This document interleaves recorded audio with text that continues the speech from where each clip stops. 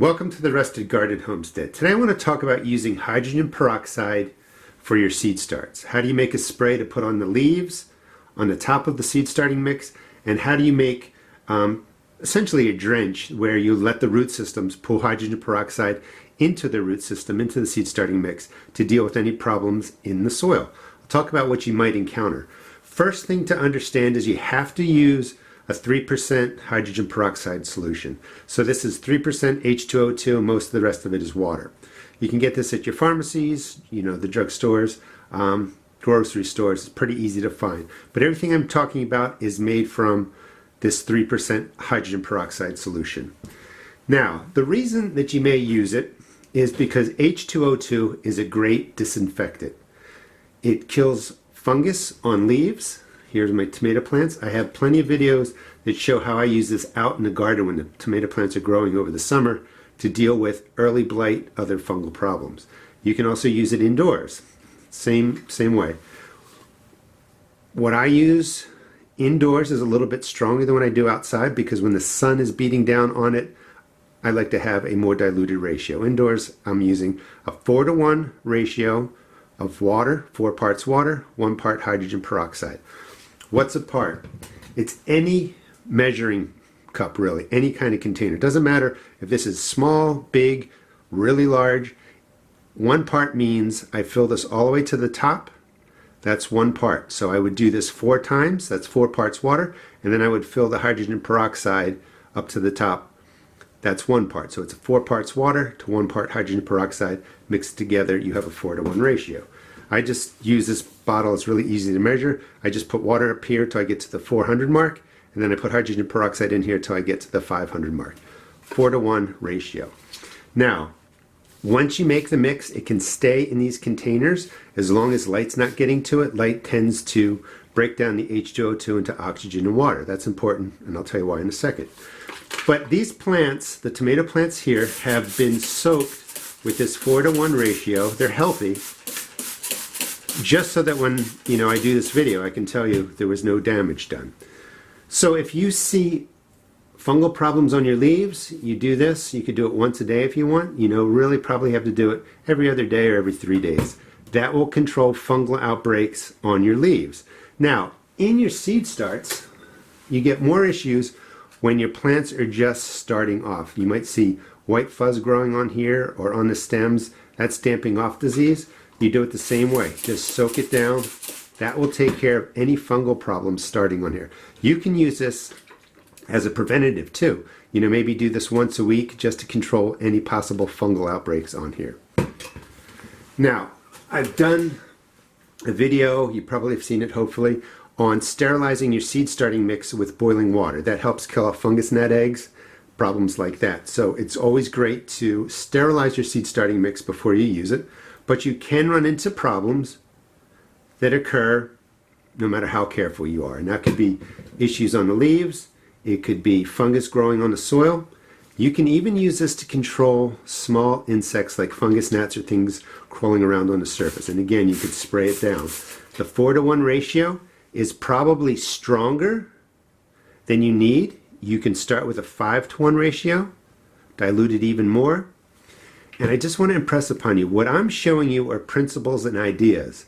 The best thing to do is to pick a ratio, test some plants, wait 24 hours, 48 hours, see if there's any damage. So this is how you would use a spray. And again, you could do it every day, every other day, every 3 days, depending on what's going on. You could do it once or twice a week just to prevent any possible fungus or molds from forming. Now, the other thing that I've used it for is basically a soil drench. A soil drench would be pouring it on top. I don't do that with my indoor seed starts. I put the liquid right into the tray. There's holes in here. Sit this down. The liquid comes up. So you could have issues where maybe you end up getting fungus gnats and you have all these larvae crawling through the seed starting mix down here, growing, hatching, and then they come to the surface. You can use hydrogen peroxide. The ratio that I have, this is hydrogen peroxide, so I took it to 2 cups, that's 1 part, and then I put in, same thing, I did water, dumped it in there once, dumped it in there twice, a 2:1 ratio, 2 parts water, 1 part hydrogen peroxide. This is stronger than you need. You could probably do 3 parts water, 1 part hydrogen peroxide. I've done this twice now. Put it in a tray about 1/4 of the way. You drop your plants in. You let them absorb the H2O2 in the water. You would want to wait before you did this, till the tops of your seed starting mix is dried.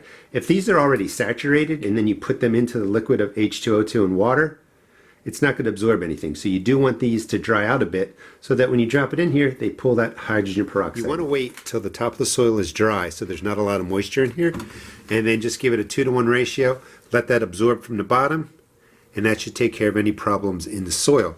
I'm also using the 4-to-1 ratio of hydrogen peroxide and water, 4 parts water, 1 part hydrogen peroxide, and this is probably the 4th time that I've soaked this tomato plant down. So, and it looks like that's a perfectly fine ratio that won't damage the plant. So let's see what happens. Now, how does H2O2 work? Water is a molecule. It's 2 hydrogen atoms, 1 oxygen atom. Hydrogen peroxide is 2 hydrogen atoms and 2 oxygen atoms. Very close, very similar. Hydrogen peroxide really easily gives up that extra oxygen molecule for various reasons, and when that oxygen molecule or oxygen atom breaks off the molecule, energy is released. That burst of energy cleans the leaves, kills fungus, can get in the soil, damage the insect eggs that are in there, damage small insects, because of that breaking of the bond is just putting off an energy that disinfects, bottom line. We can use this as an oral rinse. Don't do it, but you can. When you do that, you feel it kind of bubble. If you get a cut, you pour it on there, you see it bubble. That's the disinfecting property. Same properties or same principle happens on your plant leaves. If this was 100% hydrogen peroxide and we put it on our skin or in our mouth, it would damage us. So you have to dilute this down greatly so it doesn't damage the plants. Hope that makes sense. Now, I can't tell you exactly how often to use it because it just depends on what kind of problem you have. So these are some smaller tomatoes I have going, peppers that I'm growing, and yeah, there's I'm sorry, and it is too early to be really starting tomatoes now, but I do them so I can do experiments like this and show you how to use it. It's really been soaked on there. So this 4-to-1 ratio isn't damaging the plants. Hope this gives you some idea of how you may use hydrogen peroxide as a spray to disinfect plant leaves, soil, deal with dampening off, and how you can make basically a drench that we're allowing it to be absorbed from the bottom to deal with any kind of root-borne issues. One more thing, just a quick tip. I don't know if you'll be able to see it. That green is nothing to worry about. That's just algae. That's going to happen when this stays moist. If there's nitrogen in there, you got the lights on, you're going to get this green algae growing on there, and that's not going to be a problem. But you can really use hydrogen peroxide as a way to disinfect, manage your seedlings, deal with problems.